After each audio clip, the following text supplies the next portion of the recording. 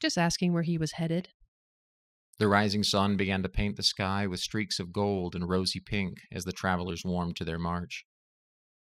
There was still plenty of distance between them and Mount Ellisbore, so they set off at a brisk pace, encountering no trouble as the day wore on.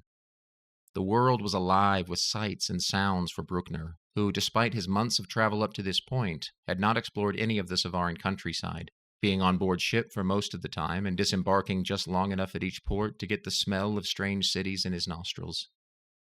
The open lands they strode through now were intoxicating. Strange animals roamed among the wildest and freest flora that Bruckner had ever seen. Nima seemed less impressed with the scenery.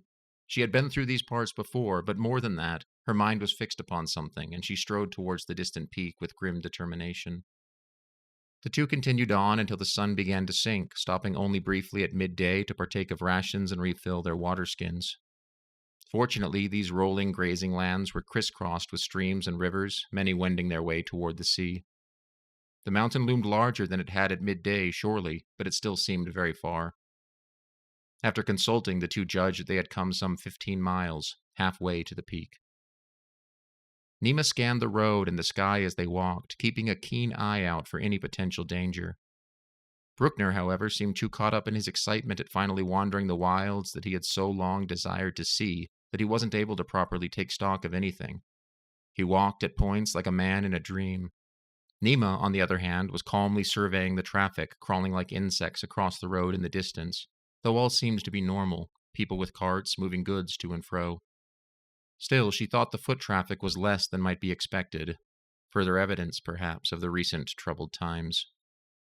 Soon the sun fell, and the stars reassumed their familiar places. Invigorated by their march and the warmth of the day, and further eager to reach their goal, the two pressed forward, agreeing to go until they tired. How did you end up in that Savaran prison after all? Bruckner asked Nima as they walked, now at a more leisurely pace. She furrowed her brow. Well, it's a bit of a strange story, but I suppose I can tell you. I came here by a ship. After the crew and I came to shore, someone, I don't know who, knocked me unconscious. When I woke up, I was in prison. Odd story, isn't it? She smirked, then broke into a smile so that Bruckner would know she was teasing. Bruckner laughed heartily. Very good. But, jesting aside, how did you end up there? Nima hesitated for a moment and then began to explain, a bit rapidly. I offered to help a man who claimed to serve the god Isdurna. He told me that someone had stolen a precious relic from him and asked me to steal it back. I obliged. It turned out that the person who possessed the relic was the true disciple of Isdurna. The man I was helping was the thief. She looked at Bruckner to assess his reaction to her words. Oh, so you follow Isdurna. That's a hard path. Is it? I don't actually serve Isdurna. I was hoping to learn more about him from this supposed disciple, but obviously I did not. No, I offered to help just to be nice. Whom do you serve? Eliam, like my father and his father and the whole line of my people. Is Eliam a good deity to serve? Does he bless you in return? Eliam is strong and courageous. He is the model for any who would take up the arts of battle, and he blesses the brave with divine strength. Those who die bravely he takes to his hall, to feast at his table and fight in his legion. An excellent fate if one is chosen for it. Feasts after death, huh? That sounds lovely. Well, what do you think? Shall we rest for at least a few hours this night, or would you like to push on until morning? Yes, we should find a suitable place to make camp. The night was now very dark, as the moon was hidden behind a bank of clouds, though fortunately it was not raining again. The two found themselves on an open plain, though about a quarter-mile to the north there were some small hills that looked to offer more protection and possibly a safer place to bed down for the night. They made the trek to the hills quickly, finding themselves in a lush and rolling landscape dotted with sycamore trees. They found a clearing by a small stream that looked suitable. Nima slung her pack from off her back, then stopped, her keen eyes noticing paw prints of a familiar and dangerous shape. She turned to warn Bruckner, but before she could speak, a howl sounded very close by. Several sets of eyes appeared on all sides, seeming to glow in the darkness. A pack of shadowed, stalking wolves emerged out of the dark woodwork of the night. A soft snarl curled the lip of the foremost beast. Then many things happened at once. 3 wolves charged at Nima, 4 more at Bruckner. Nima sidestepped the first set of slavering jaws, ripping her dagger from its sheath. She whirled, backing toward a small embankment of packed earth, then she gasped as iron-like jaws clamped around her calf. As the teeth sank in, the wolf yanked downward, attempting to bring the half-elf to the ground. She slashed downward, feeling the blade drag a shallow channel along the wolf's back, but it did not relent. Then another beast was snapping at her wrist, and she batted at it with her blade furiously, and felt it bite deep into animal flesh. She lost her balance, and the wolves dragged her down to the hard earth. A dozen feet away, 4 more wolves were encircling the Cormorantian swordsman. Bruckner waited, then lunged out with a powerful stab at the nearest wolf, but the beast saw it coming and danced out of the blade's reach. Another wolf leapt at him, snapping at his ankles, but Bruckner kicked out sharply, sending his attacker back with a yelp. Yet another came on, catching his forearm between its teeth. The fangs held fast, but could not pierce the thick leather bracer that Bruckner wore. The youth bashed the wolf's skull with the pommel of his sword. It dropped limply to the ground, but then Bruckner was bowled over by something leaping on his back, and he crashed forward onto the body of the prone wolf, and it was all snarls and snaps and hot, stinking breath behind him, a warm nose and cold white fangs on his neck. Nima was on the ground, bleeding badly from her leg. The wolves were above her, 2 at least. There was blood on her tongue, and she saw only surging wolf skin, scraping claws and slavering jaws. She could not see Bruckner a stone's throw away as he rolled, attempting to throw off his attackers, or the blood that began to show on his clothing as the wolf scraped and tore and howled. Nima screamed as she was bit again, and she stabbed upward with what little remained of her strength. Her blade entered a wolf's chest, buried to the hilt. The beast died, but another appeared, looming up over the corpse of its brother. The world began losing shape and color as consciousness faded out for a moment. The stars shone far above so intensely, Nima thought, gleaming so boldly like the tips of white incisors, and behind, in the dark and unknown spaces of the cosmos, a mighty pair of jaws awaited. She trembled and began to pray. All of a sudden, bright as the sun at noonday, a ball of orange fire, smoldering and huge, 20 feet on a side, erupted from the nearby tree line, smashing down onto the 2 wolves gathered at Nima's side. The animal screams from inside the spherical inferno were terrible to hear. The fire burned mere inches from Nima, the intense heat rousing her slightly from the darkness stealing over her. The 2 remaining wolves snarled fearfully, nearly jumping backwards in their haste to get clear of the singed grass and burning bodies of their broodmates. "Don't worry, little sister! Tadalak is here!" Rang out a little voice as she saw a small figure toddling at top speed toward them from the trees. Bruckner, meanwhile, was beset as well, and in great danger. He had managed to roll clear from the 2 wolves who had brought him to the ground, and had risen to a knee, then was attacked again, a wolf leaping at him head-on, and getting its teeth around his shoulder, near the neck. The youth felt his collarbone break and gasped, and for a moment he saw only fire. Then he bellowed a war cry, and drawing the dirk he kept at his belt with his left hand, Bruckner buried the blade in the wolf's haunches. It leapt away from him like water from a pot of sizzling oil, Bruckner's dagger still planted between its ribs. Before the youth could breathe, another was rushing toward him. He staggered to his feet when a ball of fire sailed over his head, landing with a great report behind him. He spied the gnome they had met the day before. The tiny wizard's arm was still raised, traceries of arcane energy creasing the mundane air between his palm and the burning globe of wolf flesh. Bruckner saw Nima lit up as at noon by the fire. She managed to sit and unsling her crossbow from her shoulder. Bruckner turned then to meet the oncoming wolf, catching it flush across the neck with his sword as it leapt at him and opening the arteries. Nima raised her crossbow and closed one eye to better see through her failing vision, the dancing lupine forms that waited, slavering, beyond the now waning light and heat of the sudden fire. She breathed out, waiting until one stood still a moment, then sent a bolt through its salivating mouth.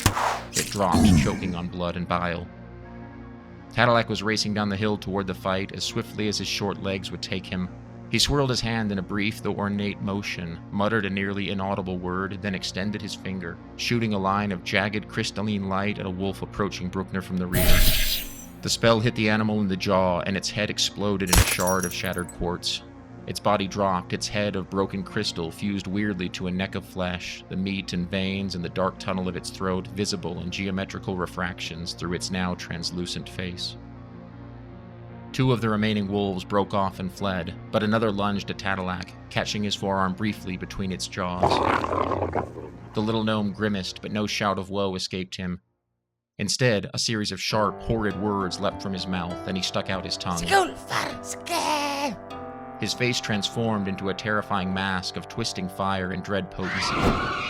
The wolf leapt back in mortal terror and sprinted for the hills beyond. Bleeding from many wounds, Bruckner went to Tadalak, dropping to one knee to look the gnome in the face. I owe you thanks and more. Forgive me for having treated you roughly before. I would be honored to have you journey with us. Tadalak waved it away and said, None of that now, none of that. You did me no wrong. But quickly, we must get your wounds tended, and those of Nima. You are both badly hurt. There will be time for talk when your blood has stopped from flowing. He led Bruckner to the small dirt shelf at the edge of the clearing, where Nima still sat, weakly drinking what remained of her curative filter. The elixir had stopped the worst of the bleeding, but her wounds were many, and medicine like that was not so easy to come by. Tadalak said, We should set up camp here. It would be too dangerous for you two to try and move in your condition, and further wolves will, I think, be kept away by the smell of their... He wrinkled his nose. Toasted cousins. Come, sit down. The gnome bustled back to Nima and pulled out a thin wand of a springy greenish wood from a satchel on his waist. Nima saw that the gnome's own arm was badly mangled, but he paid it no mind. A healer's wand, he explained. Never leave home without one. He pressed the tip gently against Nima's chest and muttered something softly. She felt heat entering her body. It was soothing initially, then began to tingle and burn. Soon her flesh was searing, and she gasped. Yes, it hurts quite a lot, Tadalak said cheerfully. Nima grit her teeth, then cursed in Nevenet, the tongue of her childhood. Then the pain was over, and a feeling of supreme wellness lay upon her. Your turn, Ox. Bruckner took a knee so that Tadalak could reach his chest, and the gnome repeated the procedure. Bruckner let out a long, low exhale after Tadalak had finished, and nodded tightly in thanks, the color returning slowly to his face. Tadalak then healed himself, contorting his face into expressions of anguish quite comic to see. Oh, may the devil thrash you, purple damned wand! He exclaimed as the bones in his arm visibly knit themselves together and the mutilated flesh resumed its function. The process finished, and he visibly brightened, holding up the wand proudly. It's precious, this, but it is beginning to fade. Soon all the power will be gone from it. Some rest and food will heal up any small scrapes and bruises. We should save what remains of the wand for the next time you two decide to tangle with a pack of fearsome baddies. He then got them settled in, rushing to and fro with surprising energy, dragging a heap of sticks together and a few small logs. He talked all the while. I'm just glad that Tadalak found you two. I was staying in this grove myself, but I went up a tree when I spotted the wolf tracks. Then I heard the commotion and feared that you or some other unwary travelers had fallen into their den. Dangerous beasts, those. He muttered a word and sent a thin stream of fire shooting from his fingertips to light the heap ablaze. He turned to Bruckner. I'll start a small meal. Do you have the strength to gather us a bit more wood? Nima and Bruckner both noted the seriousness and efficiency of Tadalak's actions, revealing a different side of him than the silly, capricious gnome of the night before. Bruckner helped Tadalak to gather wood. Where do you come from? He asked. Tadalak comes from the Passabalia forest, near Elena. I became an adventurer to prove myself to my people. He kicked the stick bashfully and said, Well, Ox, the truth is, Tadalak is thought to be a little too frivolous, even by the other gnomes. He looked to Bruckner as if hoping that the swordsman would contradict this. When that was not forthcoming, Tadalak heaved a sigh and said, Aye, 'tis Tadalak's great shame. I tried and tried to be more serious, but always the silliness carried me off into jokes and gags, riddles and games. Why, once I dumped a bucket of maple syrup on the village elder's head, and always getting in trouble, oh my, yes. All the village said I would amount to nothing. He looked a bit sad for a moment, then brightened. But I've been adventuring for 3 years now, and have seen much and more. I have devoted myself to studying 2 things, magic and the doings of the gods. That way, when I return home, all will say, Look how brave and strong and knowledgeable our Tadalak has become. Surely we were wrong about that one." He smiled widely and seemed on the verge of doing a jig, but controlled himself and picked up another piece of wood. "It is good. A man ought to try to prove himself. I know nothing of magic, but you are no foolish coward. And courage is all one may ask of a man. The rest is chance or the whims of the gods." "Ah, you do understand Tadalak. I'm very glad for it. I, too, think that courage is the greatest of things one can seek. And knowledge, of course. Both are grand in their own ways. Come now, Ox, let's go check on little sister. She took some bad bites." He toddled back to the fire, rather comedically burdened with a bundle of smallish sticks and a thin log about the width of Bruckner's wrist. Bruckner followed, carrying a rather larger load. After depositing the fruits of his scavenging, Tadalak walked up to a wolf carcass. He yanked Nima's bolt from its throat and held it up like a trophy. "This one'll fly again," he announced, carrying the bloody shaft to Nima on his open palms like a royal scepter. Then he turned to the wolf and began skinning it with neat, skillful strokes. "Have either of you had wolf before? A bit tough, but surprisingly flavorful." One at a time, he carried over small, neatly cut steaks of wolf meat and arranged them carefully over a small grill made of interlocking thin green branches. "This sort of pine is good. The green sticks won't burn too fast, and they give the meat a nice minty flavor," he informed them cheerfully, turning a steak with a flick of his knife. "Here you are, little sister," he said, handing her a chunk of nicely cooked meat, juices dripping down the length. "Ox?" The two adventurers looked at the meat reluctantly, then tried it. Tadalak remained standing, watching the meat, rubbing his hands together in joy. However, as Nima and Bruckner swiftly discovered, the meat tasted terrible and was almost impossible to chew. The gnome grinned to see them eating, then took a bite himself. His eyes went wide as bucklers, and he spat the meat out along with a great quantity and spray of spit. "By Baldrick's beard, that's foul!" he yelped. "Spit it out! Spit it out!" He ran to the others, gathering the pieces of steak he had just cooked and throwing them as far as he could in the direction of the tree line. I suppose I must have been thinking of sheep when I said that wolves were tasty. Yes, that was it. I always mix those two up." He threw up his hands. "Well, Tadalak only has gnome rations." He put on a brave face. "You two wait here. I will go and hunt you some proper food." He turned dramatically and prepared to march into the dark. "Don't worry, mate. You've done enough. Rest." At Nima and Bruckner's protests, Tadalak about-faced, clearly greatly relieved. He then quickly straightened and puffed out his chest. "Well, if you two get famished in the night, you just tell Tadalak." And then he skipped to the fire, dropped down onto his bedroll, and fell promptly asleep. This has been episode 2 of Greenleaf and the Black Blade. Written, narrated, and edited by Andrew Israelsen. Additional voices by Jared Israelsen and Penny James. Music by Patrick Grafton Cardwell. Tune in next time.